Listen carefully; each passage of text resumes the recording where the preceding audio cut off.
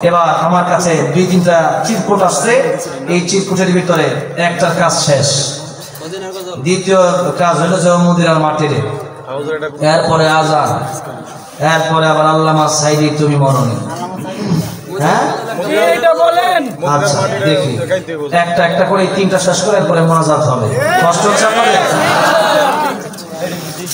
ও মদিনার মাটি রে, সকল সুখ বুঝি তোর কপালে। ও মদিনা রে,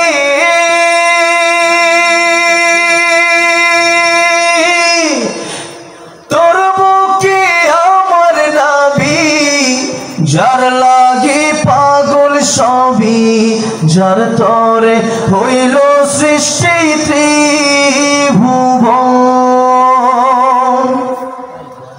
কাঁদি আমি সারাক্ষণে, কখন যাব সেখানে, সহে না আর পরাণে। ও মদিনার মাটি রে,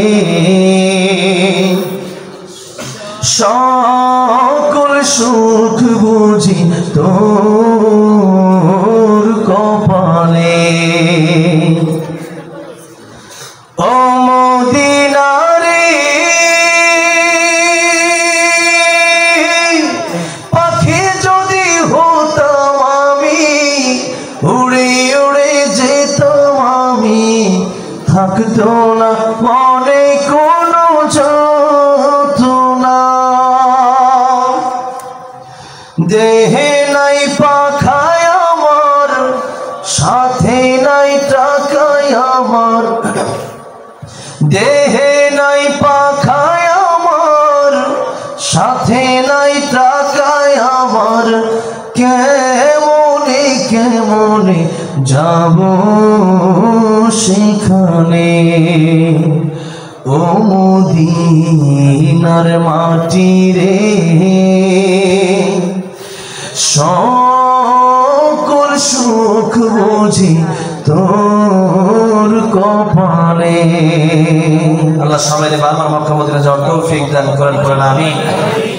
এত রাইতে গ্রামে গেলে এক কথা, ঢাকার এই শহরে আজানের যে আহ্বান জানানো হয়েছে এটা আজকে না দিই, ঠিক আছে?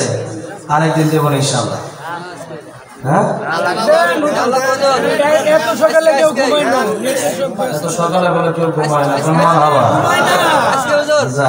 কমপক্ষে আজকে লাগে, ঠিক আছে? হ্যাঁ প্রত্যেকদিন তো ঘুমান, একদিন না ঘুমাইলে কি হয়েছে? আমাদের দেশে অনেক বক্তারা ওয়াজ করে, এত রাইতে ওয়াজ করে পরে ফজর, আর যারা ফজর নামাজ পড়ে এরা ঠিকই পড়বে, আর যারা না পড়ে এদের ওয়াজ মাফি লাগে না, সারা যত দেখবো নামাজ পড়বো। সুতরাং যারা নামাজে ঠিকই নামাজ পড়বে। সুতরাং আর সারা জীবন তো আপনারা ঘুমানি, আমাদের তো অভ্যাস হয়ে গেছে, আর আপনার তো সারা জীবন ঘুমানি। একদিন যদি একটা মাহফিল একটু সময় বেশি যায়, কোনো সমস্যা আছে? আজানটা হবে। তবে যারা মক্কা মদিনায় গিয়েছেন, এবার আমার এই যে ময়মনসিংহের বাবলু সাহেব বিএনপিতে এবার দাঁড়াবে প্রার্থী হিসাবে, ওনার একজন কাছের মানুষ। আমি গিয়েছিলাম কয়েকদিন আগে প্রোগ্রামে, উনি বলতেছে হুজুর আমরা তো ওমরা করছেন অনেকবার, এবার আপনার আমি বড় হজে নিয়ে যেতে চাই, লাগে 10 লাখ, আপনার টাকা লাগবে না? মারহাবা, আলহামদুলিল্লাহ। তো মক্কা মদিনায় যারা গেছেন তারা জানেন, বাংলাদেশে 5 বার আজান হইলেও মক্কা মদিনাতে আজান হয় 6 বার। কয়বার হয়?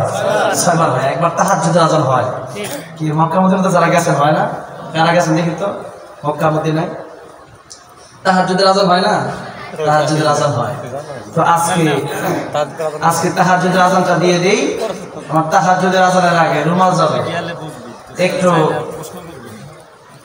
যার কাছে যা আছে কম টাকা দিবেন না, কমপক্ষে 100 টাকার নোটটা দিয়ে, 2 টাকা 5 টাকার নোট দিতেছেন, ওটা ফকিরে দিল তিনি নিবা চাই না, অনেক ফকির দিছে 2 টাকা দিলে এটা কি দিছে ধর্মিয়া, ঠিক আছে? দেখেন একবার তো কেন মাদ্রাসায় যখন দিবেন তখন বড় হাতে দিবেন। আল্লাহ মানে মানজাল্লাযী ইউকরিদুল্লাহ করদান হাসানা, কি কে আমার ঋণ দিবা? তা আল্লাহর আবার কিসের ঋণ?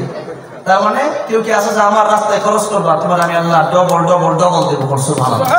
কত ডবল দেবো তার কোনো হিসাব নাই, কোনো 10 গুণ না, খালি কত ডবল দেবে আল্লাহ ভালো জানে। যত বেশি ইখলাস তত ডবল আল্লাহ দেবে। এই জন্য পকেটে হাত দেন। যা আমার সঙ্গে শুনি যে ব্যক্তি ডান হাতে দান করবে বাম হাতে জানবে না, তাহলে আরো সেটা আল্লাহ ছাড়া দিবে। আচ্ছা ডান হাতে যদি আমি 20 টাকা দিই, জান আমার বাম হাত জানবে না? আমার অন্তর জানা মানে বাম হাতও জানছে। দেখেন মুফাসসির কেরাম সুন্দর সিস্টেম করেছে, পকেটে হাত দিবেন, দেওয়ার পরে মানে বেগে হাত দিলেন, যে যা আছে 10 বড় সব দিয়ে দিলাম। এটা দেখো ডান হাতে জানলো না বাম হাতে জানলো না, এইটা হইলো ডান হাতে দান করলাম বাম হাতে জানলো, মানে পকেট থেকে যা আছে নেন দিয়ে দিলাম। হিসাব করে দিলেন যে এই দিলাম 10 20 30, 10 20 30 বাম হাত, ডান হাত জানছে মানে অন্তর জানছে, আর অন্তর জানছে মানে খবর নয় করছে। কথাটা বুঝে আসছে? এজন্য পকেটে হাত দিবেন, যা আছে তা দেন, বিড়ি টিড়ি থাকলে দিয়ে দিন। এর মাঝখানে আজান দিয়ে দিচ্ছি, তাহাজ্জুদ পড়বেন। আল্লাহর ওলি যদি হতে চান, আল্লাহর সাথে সম্পর্ক যদি বাড়াতে চান, আগামীতে যারা নেতা হতে চান তারা তাহাজ্জুদ করবেন। কি বলবেন? আল্লাহ কবুল করে নেবেন ইনশাআল্লাহ। আর আজান দেওয়ার সময় প্রতি লাইন শেষ হবে, কি পকেটে তো হাত ঢুকতেছে না, হাত ঢোকেন না। আজান দেওয়ার সময় প্রত্যেক লাইন শেষ হবে আর আল্লাহু আকবার জোরে বলবেন। রাজি আছেন না নাই? একটু আগে শুনি যে আজানের ধ্বনির পরে তাকবীরের আওয়াজটা কেমন হবে। জোরে কোন তো আল্লাহু আকবার। এতক্ষণ পরে মাহফিলে আওয়াজ হয়েছে, এখন আজান দেব, প্রত্যেক লাইন শেষে আল্লাহু আকবার জোরে বলবেন, ঠিক আছে? কে খুশি হবেন? কি কষ্ট করে শয়তান খুশি হবে? কি আমরা খুশি করতে চাই কাকে? আল্লাহ। আল্লাহু আকবার,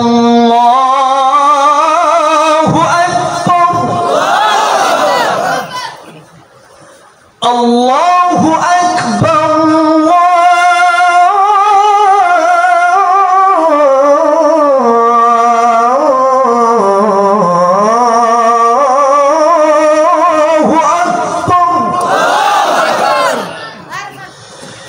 أشهد أن لا إله إلا الله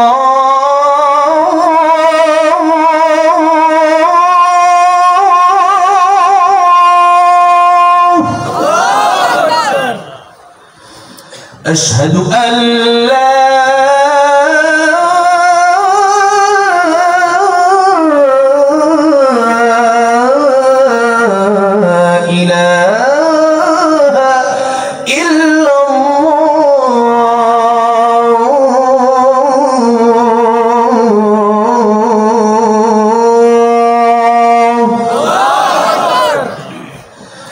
أشهد أن محمدا رسول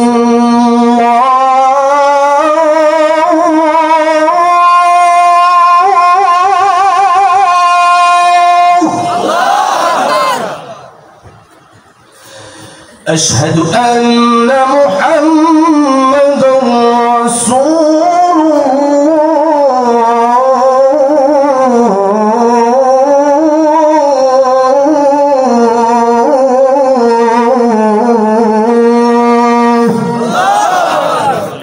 এই পর্যন্ত থাকুক আজকে।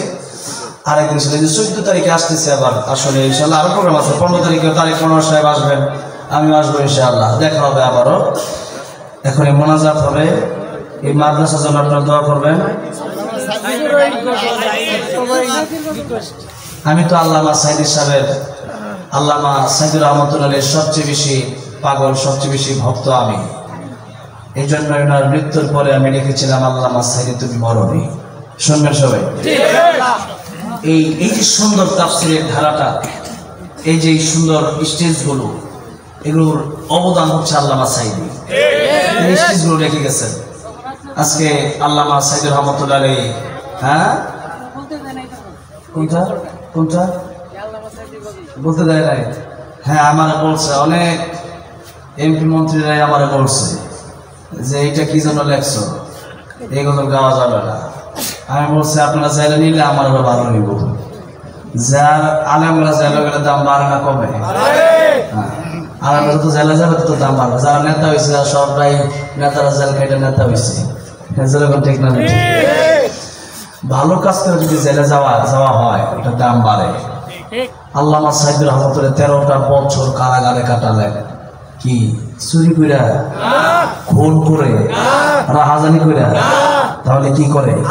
আল্লাহর কোরআনের কথা বলার জন্য 13 বছর কারাগারে কাটায় দিয়েছেন।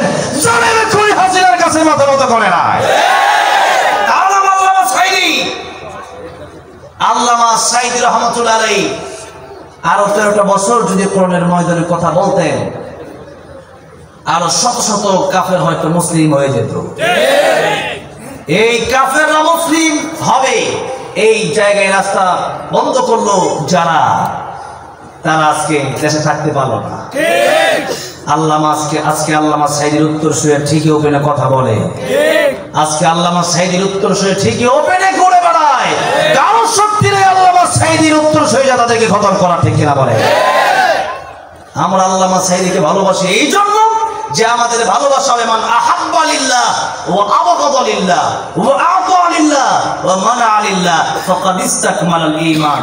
ভালোবাসবো আল্লাহর জন্য, ঘৃণাও করব কার জন্য? সবই আল্লাহর জন্য হবে। আমার ইমানদার যা করে সবই হবে আল্লাহর জন্য। সবই কার জন্য হবে? আল্লাহর জন্য হবে। তিনি আল্লাহর জন্য কথা বলেছেন, আল্লাহর পক্ষে কথা বলেছেন। সুতরাং আল্লাহর পক্ষে কথা বলে যারা কষ্ট করেছেন তারা আমার নবীর সুন্নাত আদায় করেছেন। আমার নবী জেল কেটেছেন কি কাটেন নাই? খাটছে। আমরাও কোরআনের কথা বলতে গিয়ে এরা জেল কাটতে রাজি আছি না নাই? বলি ইনশাআল্লাহ। বলবো? কষ্ট হচ্ছে না তো? আল্লামা সাইদি তুমি মরণি, শহীদ হয়েছ তুমি এটাই জানি, ঠিক না? আল্লামা সাইদি তুমি মরণি, শহীদ হয়েছ তুমি এটাই জানি। কারাগারে কাটালে 13টি বছর, বাতিল কেঁপেছে তোমায় দেখে থর থর, ঠিক না? তুমি যে ছিলে মোদের নয়ন মনি, শহীদ হয়েছ তুমি এটাই জানি। আল্লামা সাইদি তুমি মরণি, শহীদ হয়েছ তুমি এটাই জানি। শহীদ হয়েছ তুমি এটাই জানি।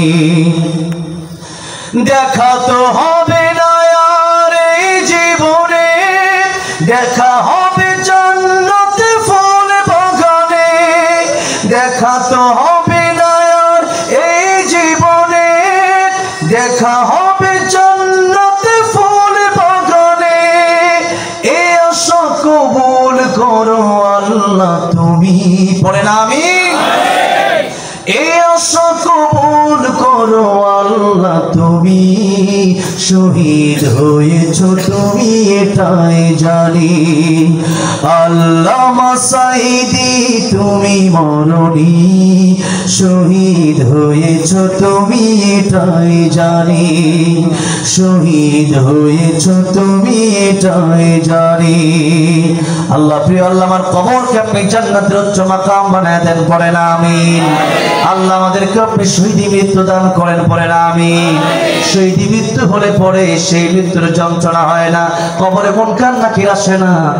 আর কিয়ামতের ময়দানে আল্লাহ বিনা হিসাবে শহীদকে জান্নাতুল ফেরদাউস দান করে দিবেন। জোরে বলেন সুবহানাল্লাহ। এই জন্য শহীদি মৃত্যু আমরা চাই। আল্লাহ আমাদেরকে শহীদি মৃত্যু দিয়ে বলেন আমিন।